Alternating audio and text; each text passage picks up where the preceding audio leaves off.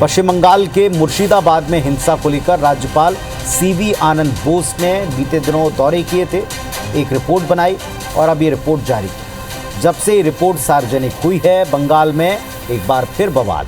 Report में राज्य सरकार की कार्यप्रणाली पर गंभीर सवाल उठाए गए। इसे लेकर विपक्ष हमलावर है तो सीएम ममता बनर्जी पलटवार कर रही हैं। ऐसी क्या बातें हैं इस रिपोर्ट में, आपको भी दिखाते हैं उसी पर एक रिपोर्ट।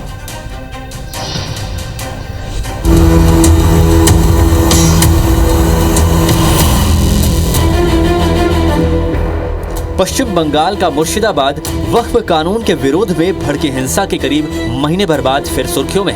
राज्यपाल सीवी आनंद बोस ने हिंसा को लेकर केंद्र सरकार को रिपोर्ट सौंपी है, जिसमें टीएमसी सरकार पर कई गंभीर आरोप लगाए हैं। इस रिपोर्ट का ही असर है कि सीएम ममता बनर्जी को सोमवार को मुर्शिदाबाद का दौरा करने पर मजबूर होना पड़ा। गवर्नर सीवी आनंद बोस की केंद्रीय गृह मंत्रालय को सौंपी रिपोर्ट में कहा गया है कि पश्चिम बंगाल को कट्टरपंथ और उग्रवाद से सबसे ज्यादा खतरा है, जो खास तौर पर बांग्लादेश से सटे मुर्शिदाबाद और मालदा जिलों में ज्यादा है, क्योंकि इन जिलों में हिंदू आबादी अल्पसंख्यक है। गवर्नर के मुताबिक मुर्शिदाबाद हिंसा प्री प्लान थी। राज्य सरकार को पहले से खतरे का अंदेशा था। राज्य में कानून व्यवस्था बनाए रखने में कोऑर्डिनेशन की कमी थी। गवर्नर की रिपोर्ट में मुर्शिदाबाद हिंसा के सिर्फ कारणों का जिक्र नहीं है, बल्कि केंद्र सरकार को कानून व्यवस्था बनाए रखने के लिए कुछ सुझाव भी दिए गए हैं, जिनके मुताबिक बांग्लादेश से सटे सीमावर्ती जिलों में सेंट्रल फोर्सेस की चौकियां बनाई जाए। मुर्शिदाबाद हिंसा की जांच के लिए एक आयोग गठित हो। केंद्र सरकार संवैधानिक विकल्पों पर विचार करे ताकि राज्य में कानून व्यवस्था बनी रहे।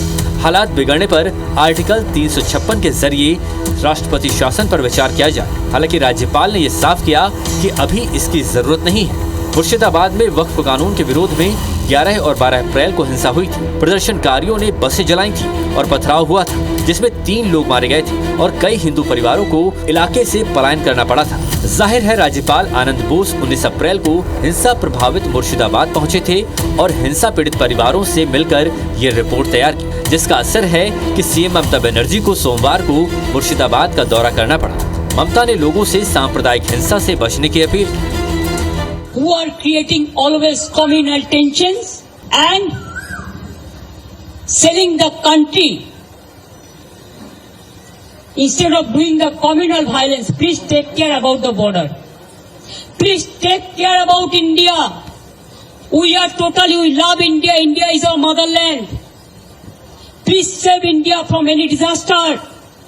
Please give justice to the people who have lost their dear ones.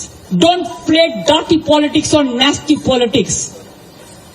I am the last person to tolerate all this nasty and dirty politics. Murshidabad हिंसा पर गवर्नर की रिपोर्ट और ममता बनर्जी के दौरे पर सियासत भी गरमाई। बीजेपी नेताओं ने निशाना साधा। ये रिपोर्ट को वेलकम करने वाला रिपोर्ट है। 2021 आफ्टर असेंबली इलेक्शन सेकेंड में आज तक जिस तरीके से बंगाल में नरसंहार हो रहा है, खास करके हिंदू समाज के ऊपर जो अत्याचार हो रहा है, इसका ऊपर ठोस कार्रवाई होना चाहिए। ममता जिस दिन रहेगी 3 दिन आगे लगेगी। हिंदुओं के घरों पर निशान बना करके मुर्शिदाबाद में वहां हत्या की, नरसंहार हुआ और इनके संरक्षण में हुआ। पूरे बंगाल में हिंदुओं के अंदर एक आक्रोश है। तो 27 दिन बाद ममता बनर्जी घड़ियालू आंसू बहाने के लिए मुर्शिदाबाद पहुंची।